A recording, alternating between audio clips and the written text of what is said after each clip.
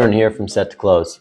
Thanks for joining me. Today we're going to be talking about poor sales performance and how do you overcome it. With poor sales performance, there's a few key things that you can do. Number one, in my past, when I've been struggling and going through different things and trying to figure out how do I get the sale across, how do I make my monthly number, how do I make sure I don't get fired for a lot of different salespeople out there, how do we do this? Well, it boils down to one simple factor. You have to up your volume.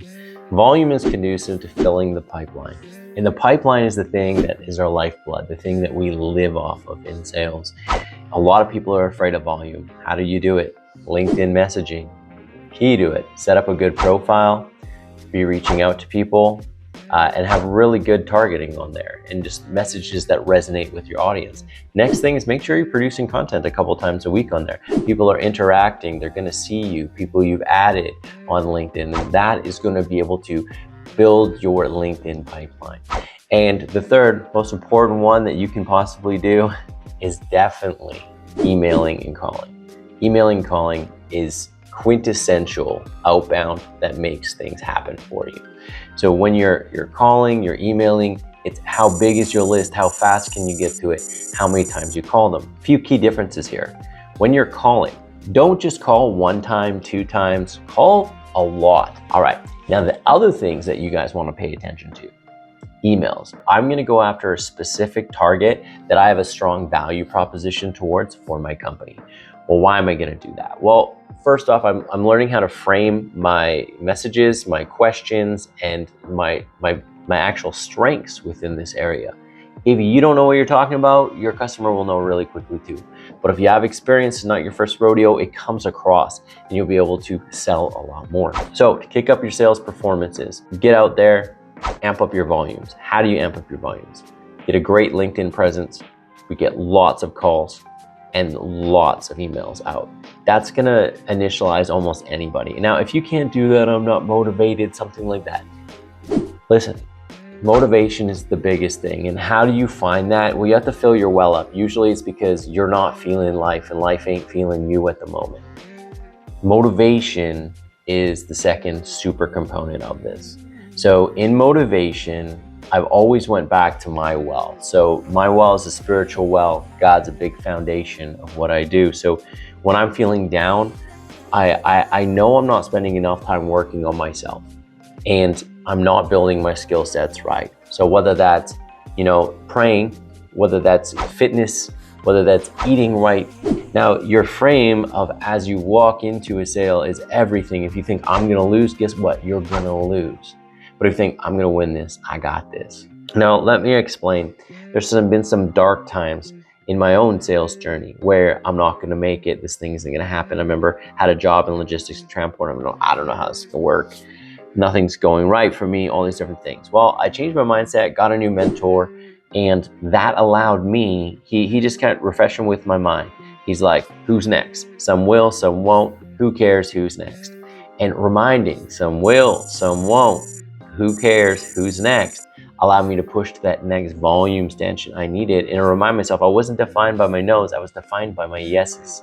Another thing for poor sales performance, and this is why, hey, Set to Close actually exists, the company I run exists, is because sometimes it's the process that's out of order. Sometimes you're trying to sell in the wrong fashion to the wrong person with the wrong cadence. You have to evaluate these things. Is it working? Can I add value? Are they feeling me? Are they understanding how we can show and provide ROI to their company? How do these things interact? These are questions that need to be asked. So that final stanchion is the process working? Is this sales methodology and process the correct one for my company? Now, this is where you're gonna evaluate, are other people winning and I'm losing?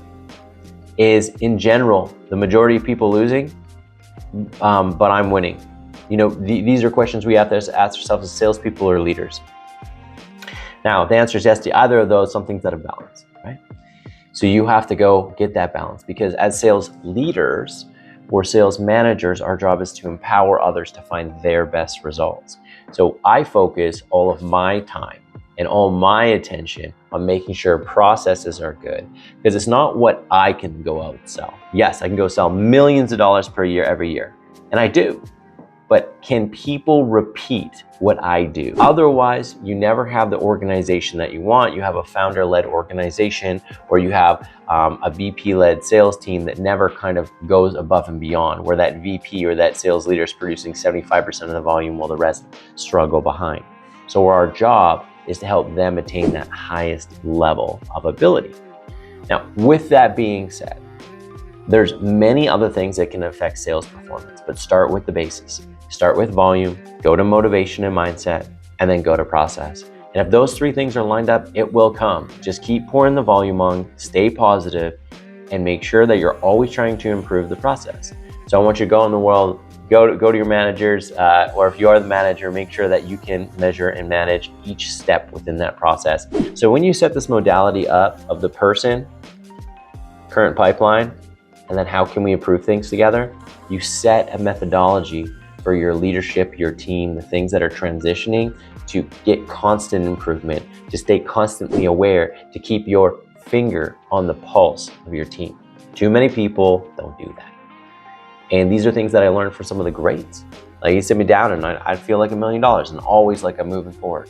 And that's one of the things that I took from his leadership and I've applied to my own. And so I'm going to continuously improve because I've made that structure in our business. And I encourage you guys to do the same. Now, if your salespeople listen to this and I don't have this, take this video to your manager, have them reach out to us, and we'll help them do the exact same thing. Now, I want to say thank you guys. Thanks for spending time with us. And this is just the first of many, many renditions of us sharing as much knowledge as we can to help you power your businesses to the next level. It's a difficult world sometimes. Some people say a recession's here. Hey, I say it's a go-go economy. The winners will win, and just be down that side of the coin coming up with what's coming. All right, signing out. Jordan Rowse, set the close. See you soon.